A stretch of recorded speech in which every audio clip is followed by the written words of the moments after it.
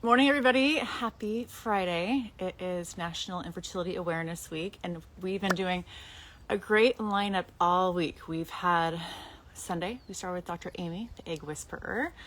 Monday, we had Hilariously Infertile. Tuesday, we had Larkin McPhee, Emmy Award-winning documentarian, who talked about her upcoming documentary, Fighting for Fertility. On Wednesday, we had Stacy Kalina, who is she is the co-author of Countdown, which is world reclaimed book talking about hormone disruptors and infertility. And then yesterday for Earth Day, we talked about infertility, but also Earth Day and sustainability and awareness. We had my sister, who was my sister, did something with Rachel Zoe and Tracy Anderson, and then end the night with Dr. Brianna, who is on board for Environmental Working Group. And today we have Resolve, and we have Hi. Simmy joining us from Resolve. How are you? Hello. How are you? Thank you for having me. Of course, of course, of course. I was just saying, it's been such a great week for National Infertility Awareness Week. And we've been trying this week to get different people's opinions and topics on fertility and just different takes. So I Yeah, would love for you to talk briefly about yourself, sure. Resolve, and I want to talk to you today about advocacy, because that's how I really connected with Resolve, and we can talk about that story. But I'd love for you to go ahead and introduce yourself. Sure. Hi, everyone. I am Simmy Bookal. I am Senior Manager of Access to Care at Resolve. So I work with a lot of our support group hosts and our helpline volunteers. And I also I'm kind of a liaison between our communications team and our advocacy team, just making sure everyone's on brand and that we are considering about all the topics that we should be talking about and how we should be clear about how we're talking about so that everyone kind of understands and it's accessible. So hence access to care.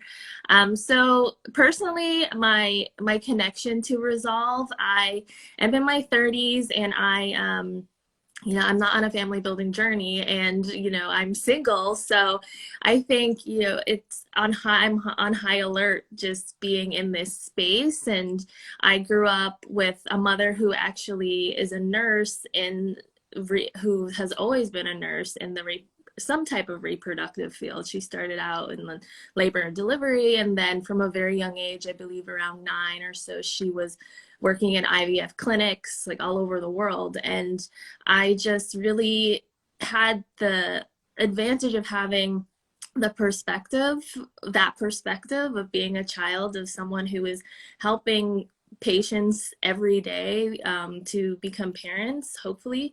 And so I would be in the clinic and I'd be watching the embryologist through the glass, doing his work. It's just very, yeah, how could you grow up and not be aware? And then working now at Resolve, I'm just super hyper aware of fertility and early awareness in general. So I decided to take a egg freezing journey for myself. And I know that's a privilege that not a lot of people think about or have. And because, many times when you think about building a family, it's when you are getting ready to build a family. And, earlier on in life, you are just thinking about how you are trying not to get pregnant in many cases.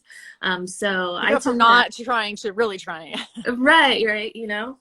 So I made the decision for myself when this opportunity came along to do egg freezing. And I know that is not, an insurance policy. It's not something that's going to guarantee that everything will go right. I mean, I'm again in my 30s, so I could start my family later on and the eggs might not be viable, or I may have an issue with pregnancy in advanced age. So, I mean, there are the issues, building a family is not linear, but I think being proactive and considering your reproductive options inevitably becomes a part of the conversation when you're in this space. And especially if you're coming from my perspective where I have not had experience in fertility, you're kind of like, well, oh my gosh, there's all of these things that people are going through that are like, just don't make sense. And you're like, they should have access to this. This doesn't make sense. Why don't they have access to this? So, you want to make sure you're doing that self-advocacy for sure.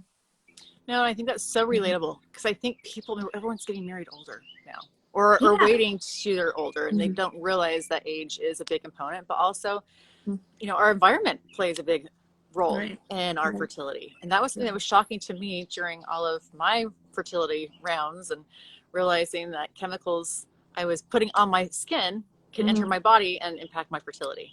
And so I just think it's so great. It's proactive. Obviously, never guaranteed. Like Mm-hmm. I was young. I got married at 23, and I Wow. started trying when I was 25. Yeah. And I God, thought that would happen for me. my husband and I are both come from very large families, so we like the Yeah. fact that we couldn't get Yeah. pregnant was just crazy. Mm-hmm. But as you were saying with egg freezing, there are more options now than ever Yeah. before. And I think the great thing with Resolve is that not only do you guys create support, Mm-hmm. and but also advocacy for additional care. My first time meeting Resolve, so I used to work. And I work in Los Angeles, but I used to work for USC, which is a university. It's the largest private employer in Los Yeah. Angeles. And I was the first employee to ever use a surrogate. And so Mm-hmm. 3 weeks before my son was born, I got a call that said, hey, you're not physically pregnant. You don't get our maternity leave. And Yeah. I was shocked, and I fought it. And a year later, they changed the policy. But it was Mm-hmm. something that I never even considered. So before adoptions and surrogates, because we weren't physically pregnant, didn't get that maternity leave. And so I reached out to Resolve, and I actually attended. It was my son's first birthday, actually, a few years ago. 3 years ago, your National Advocacy Day in DC. So I would love for you to talk about what you guys do for advocacy, how people can get involved on that end, if that's something of interest. Yeah, absolutely. So we do have, speaking of Advocacy Day, we do have that event coming up this year on June 17th, and it is going to be virtual again. It's a free event, and it's a federal advocacy day. So we do have state-specific advocacy day, but this is a great event that we love to recommend to people because if you are a beginner, you get to dip, I wouldn't say dip your toe in, because once you go in, there's like a lot to take in, but you get to meet so many people from the community who have stories that are similar to you, and just get so many different perspectives, and you get a chance to start a relationship with your legislators. So it's extremely important, and we work with a number of, we partner with the American Society for Reproductive Medicine, and we work with a number of community partners to get the word out about our issues, which we like to call pro-family, anything that helps to someone build their family and helps with eliminate discrimination towards like LGBTQ plus adopting or something like that. We deem it as pro-family. So if you want to get involved in advocacy, we have specific issues for Federal Advocacy Day that are priority policies, but we have a program called RAN. It's Resolve's Advocacy Network. So if you want to start advocating for something in your state and you don't know where to start, and there's no pending legislation, there's nothing that's been introduced, we kind of take you along and meet you where you are. As I stole from one of my coworkers, Tracy. She does our grassroots advocacy stuff, and she said, we'll meet you where you are, and we'll help you get started, and we'll guide you along and about how to start the process. So definitely get involved on Advocacy Day, June 17th. And if you want to get involved with state advocacy, I definitely recommend joining that program. You guys make it really easy, because I had not been I'd been to DC before, but not for their speaking about advocacy and when it comes to infertility and the policy changes. And so I love the fact that you partner people together, you had groups, it was very organized. It's something that's non-intimidating for people who want to join. Right. And also, I would love for you to talk about your support groups. So people who are going through infertility right now, because I remember asking my doctor when I was going through multi-years of fertility, and I said, I wish you guys had a support group at your clinic. And he's like, we just don't do that. Because I wanted to it be so helpful for me to talk to other people who were going through my exact situation and where I was. So can you talk about that? Yeah. I mean, I don't blame clinics for not having their own support group. It's a lot of work. Yeah, you have to really nurture it, and there's guidelines, and you want to make sure everyone's giving the proper support and not giving, bad advice, like just adopt.